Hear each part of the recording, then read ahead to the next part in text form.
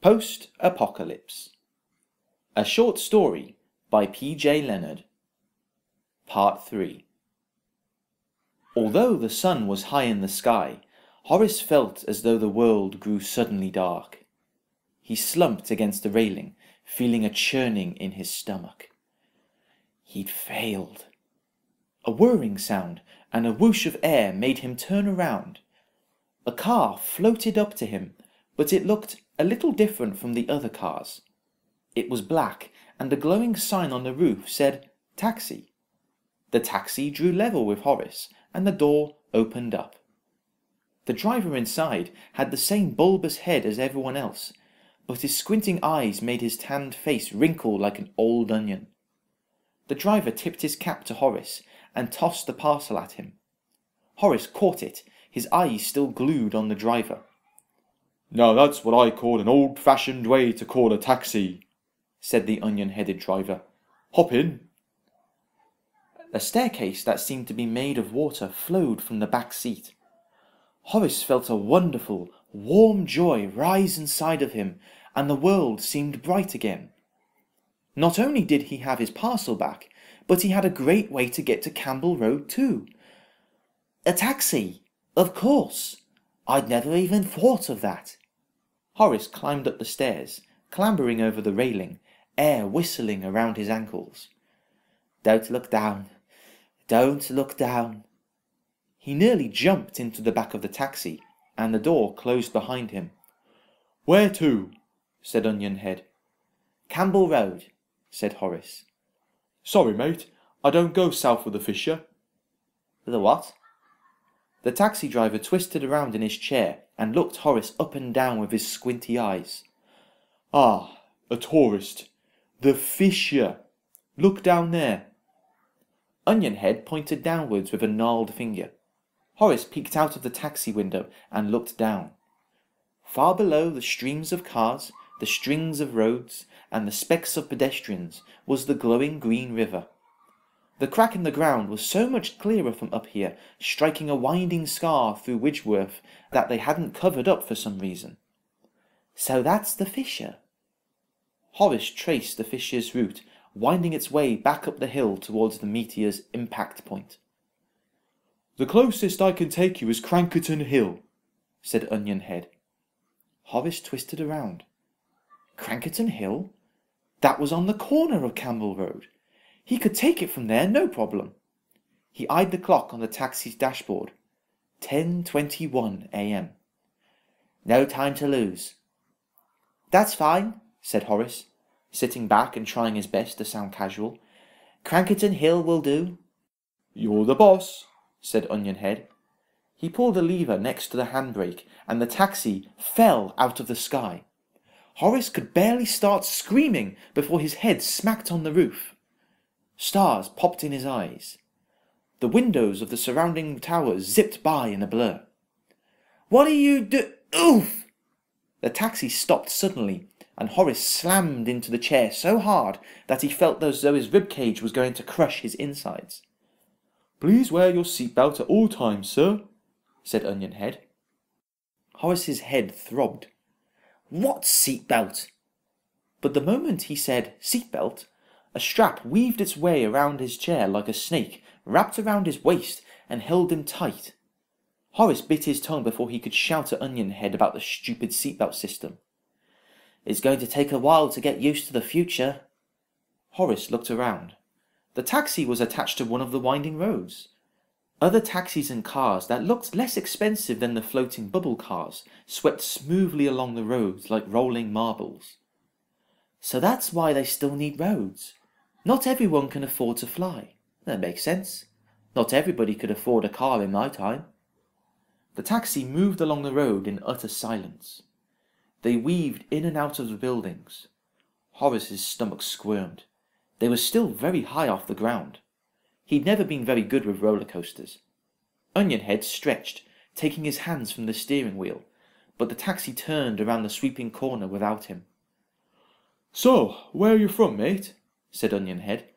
"Pardon me for being rude, but you don't look like you're from around these parts." A very far away place," said Horace. He'd never been good at making up things either. Onionhead didn't seem to care about his vague answer, though. You come here to study? Lots of students and scientists around the world come swooping down on Ridgeworth lately. It's making my morning wait for coffee twice as long. No, I'm not here for that, said Horace, tailing off.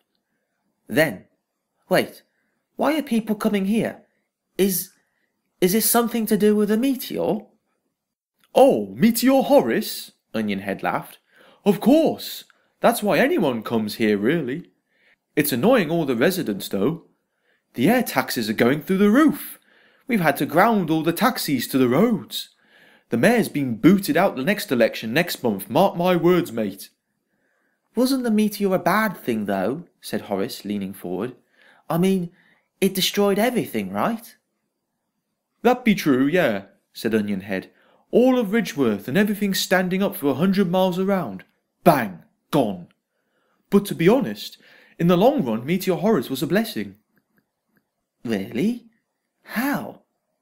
Onionhead squinted at him in the rear-view mirror. You really are from far away, aren't you? Well, that meteor brought with it a source of energy that never, ever runs out. You saw that green stuff in the fissure? Horace nodded. Well, that stuff is Horacium.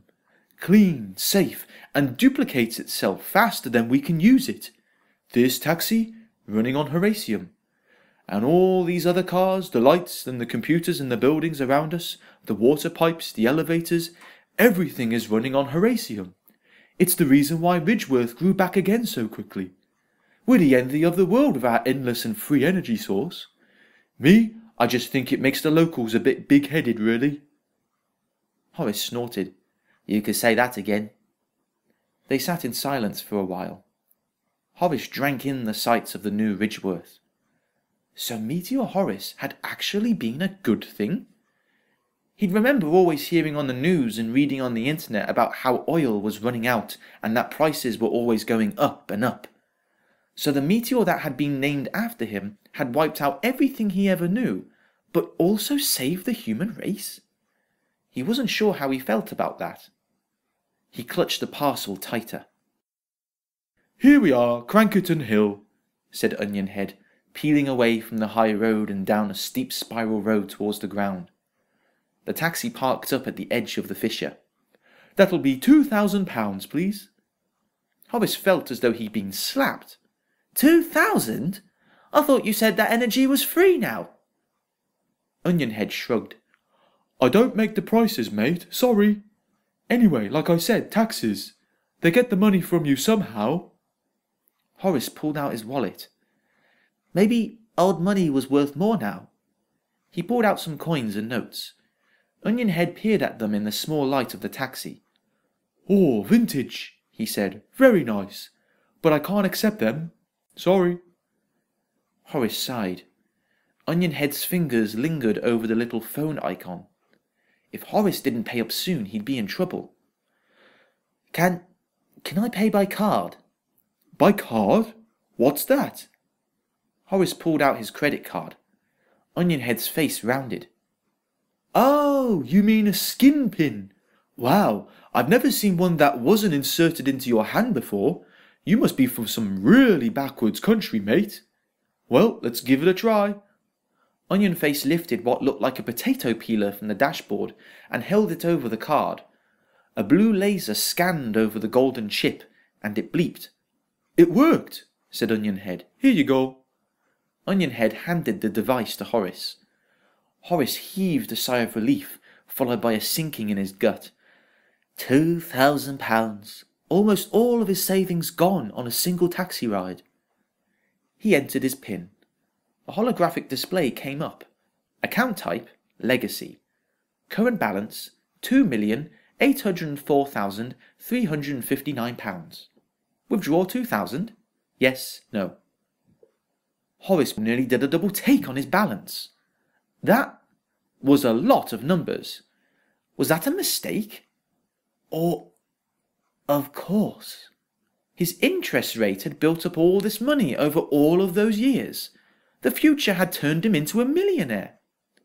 Hurry up, mate. I've got other customers waiting, said Onionhead. Horace pressed the floating yes with a finger and handed it back to Onionhead. The taxi door opened, the seatbelt slid aside, and Horace stepped out.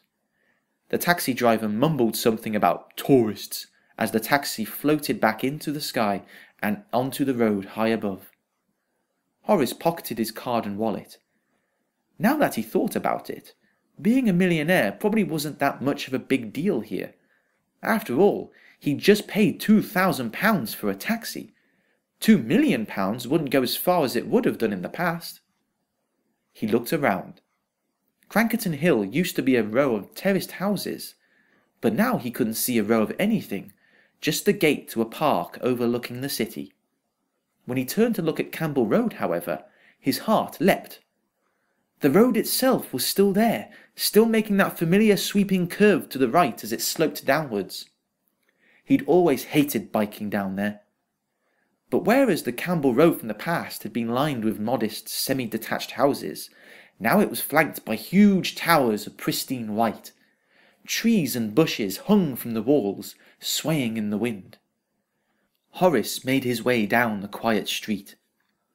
This neighbourhood looked like an upscale place to live, but then again, everywhere he'd seen looked upscale. Onionhead's words echoed through his head. Ridgeworth is the envy of the world. He passed a parked car and spotted the holographic clock glowing on the windscreen. 10:43 a.m. Just 17 minutes left. Horace looked wildly around at the towers stretching into the sky. Where was number 18?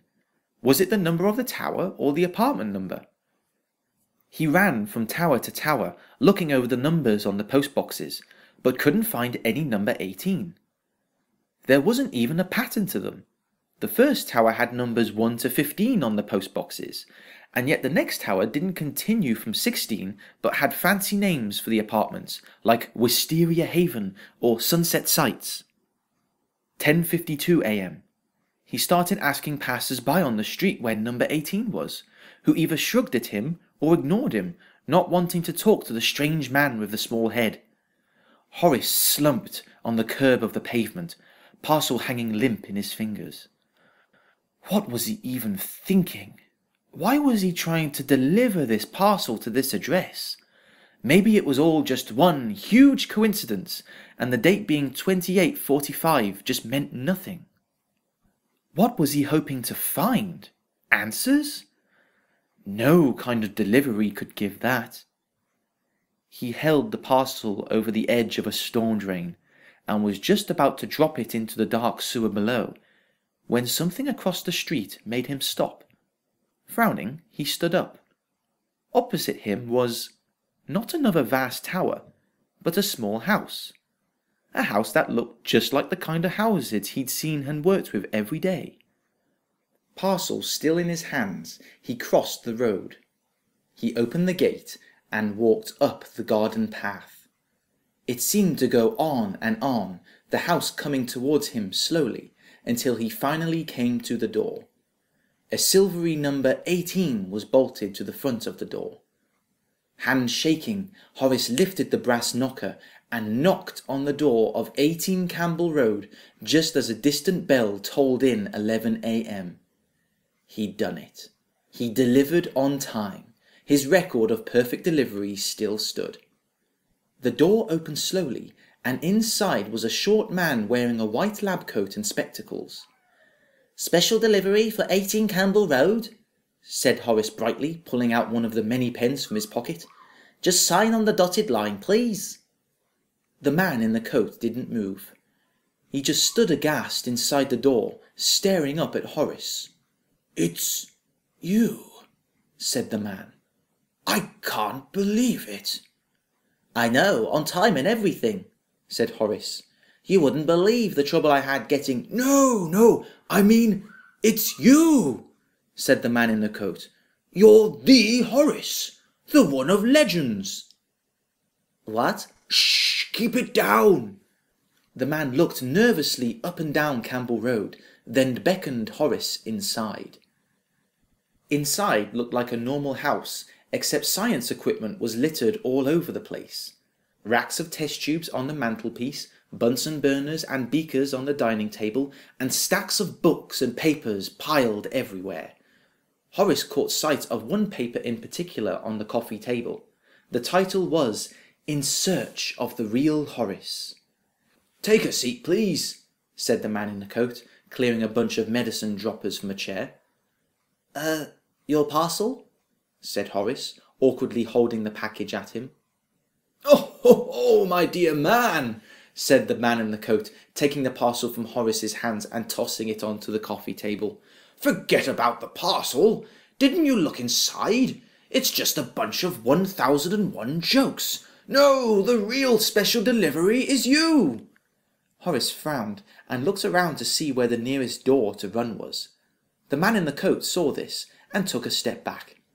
"My apologies," he said, taking off his glasses and wiping them on his coat. "Let me start from the beginning. The name's Dawson, Dr. Dawson, head of the science department of the Ridgeworth University." Dr. Dawson held out his hand. As Horace shook it, he caught sight of another sheet of paper on a nearby stack of books that said, "Notice of Dismissal." Dr. Dawson snatched up the paper. "Former head of the science department." Dawson laughed nervously. I got a bit too excited with my latest project. I wasn't focusing on my job, they said." "I can see why," Horace thought, looking around the house-turned-laboratory. He couldn't tell if the sandwich on the kitchen counter was supposed to be this man's lunch or a mould-growing experiment. "Anyway, long story short, there has been a long debate in the mystery of Horace," said Dawson, leading him through the house. "Who he is, whether he actually existed. I've always been on the side that believes that yes, he was real. I had been scouting for records of his existence. It was tough. Everything was obliterated by the meteor. And then I found him, in the records of the post office. Horace Patterson, 999 perfect days of deliveries. The second highest number of perfect deliveries in a row." "Wait, second?" Horace felt as though Dawson had punched him in the stomach. Who was first?" Dawson shrugged. "I didn't check. Didn't need to, really. Everyone knows about the legend of Postmaster Larry. 2,000 days in a row, that one, from the years 2787 to 2792. To be fair to you, though, Horace, you did have a meteor to contend with." Of all the things that Horace had seen since opening the box onto the year 2845, this stung the most. Not only did his record show that he'd never reached the 1,000 days, but somebody else by the name of Larry had breezed past his record. Everything he'd done, all of his hard work, meaningless. Dawson was still talking. "Nobody saw this as conclusive evidence, though. I was already dismissed from my work at the university. People thought that I was making it up, trying to win back my reputation. So I did a little experiment. Follow me." Dawson opened a door and revealed a set of stairs leading into a dark cellar.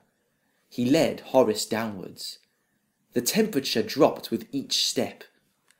Dawson clapped his hands twice and the lights flickered on. A huge computer took up the entirety of the back wall.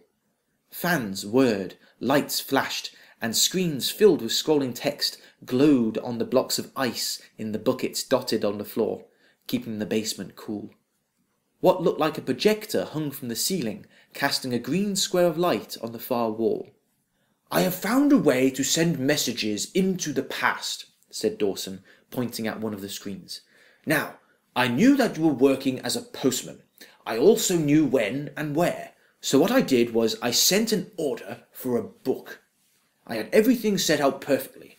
I asked for a special delivery and paid extra at the last minute to make sure that it was you that picked it up just before the meteor hit. And I had to make sure that you were near the blast box, so you would take shelter in there and survive."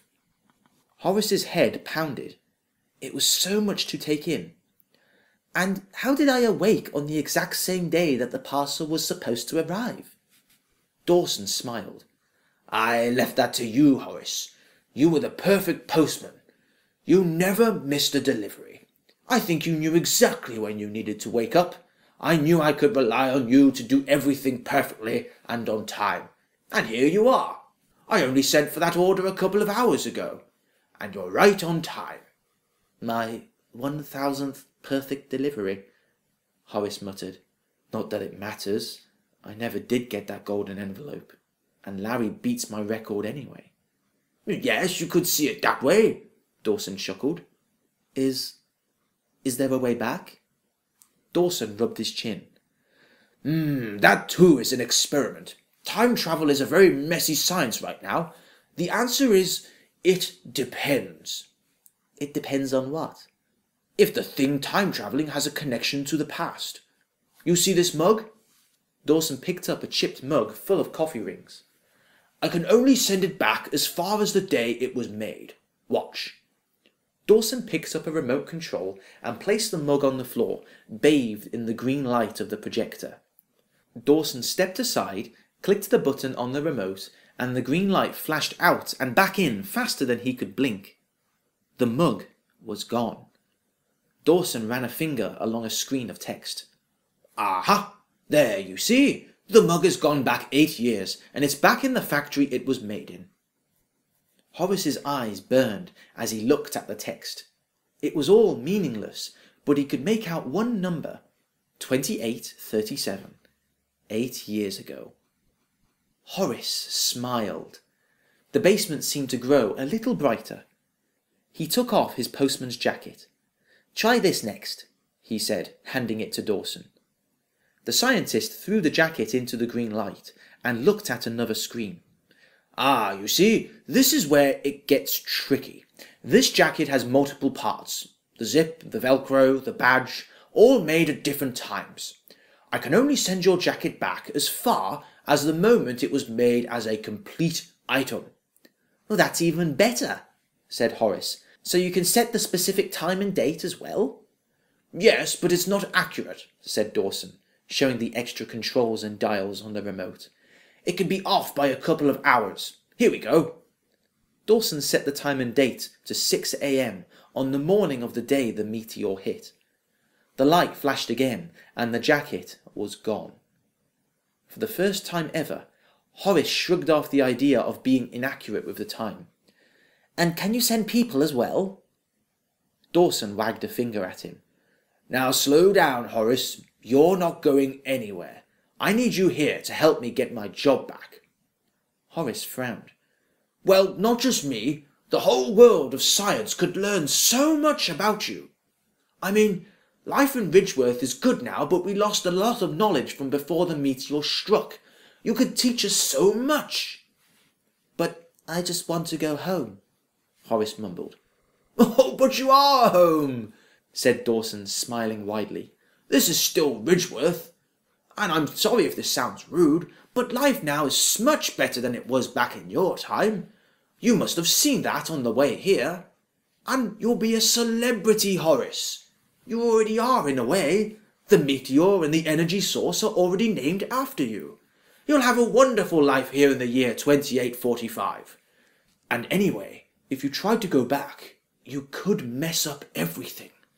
You might even stop the meteor from hitting, and that means that this Ridgeworth you see around you would never have existed."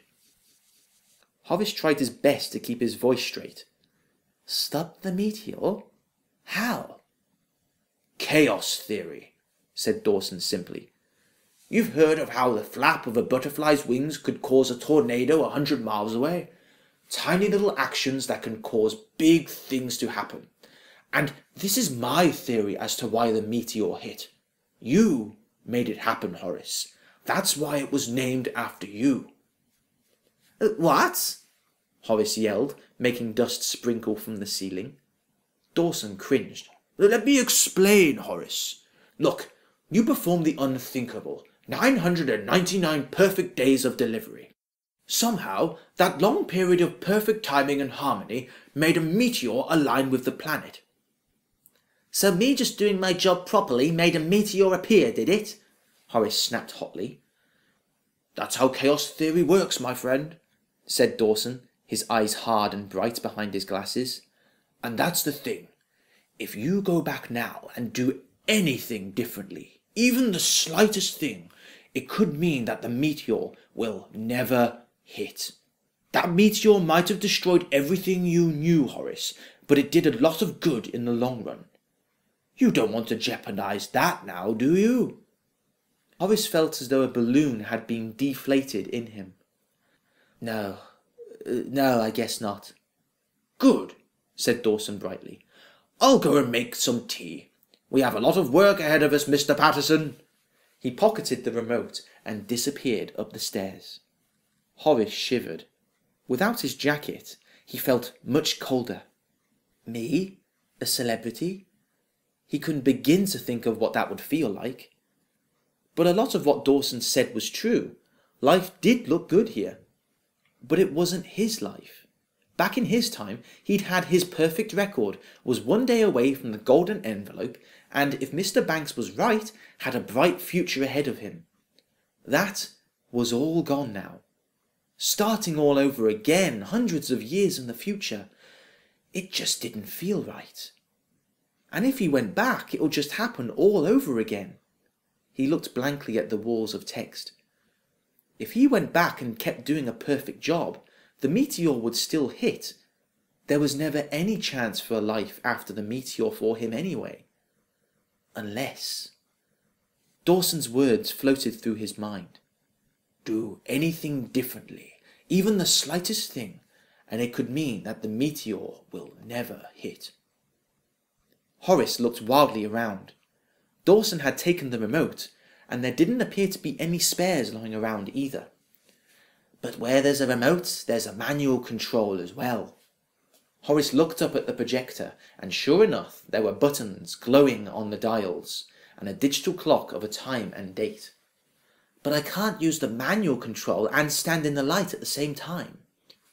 He looked around for ideas, and spotted a standing mirror in the corner of the room. Wiping the dust from the mirror, he wheeled it across the basement. The whistle of a kettle sounded from up the stairs. He didn't have much time. Positioning the mirror in the green light, it reflected across the room and right under the projector. He grabbed a chair, placed it under the projector, and stood on it. Green light glaring in his eyes, he could barely see the buttons, but managed to turn the dial back to the date he needed, 4 years before the meteor hit. Now I need to activate it. Was it this button?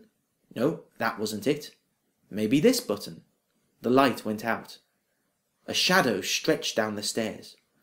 "Horace, is everything okay down there?" Dawson called. Horace stabbed the button again, squinting as the light burned on his face. Just as he pressed the last button, Dawson came down the stairs. For a split second, they stared at each other. "No!" Dawson yelled. Horace had one final image of tea cascading down the stairs before a flash of bright green, and everything went dark.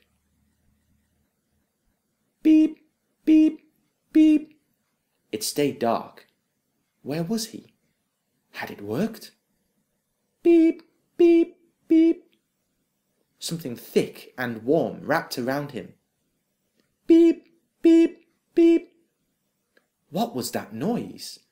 He thought his way out of the thick wrapping and burst out of bed. His alarm beeped angrily at him, and he slammed a hand on it. Horace looked around. It was his own bedroom. Except it was a little different. The TV was a little smaller, and the bed didn't creak so much when he stood up from it. He ran to the window and pulled the curtains open.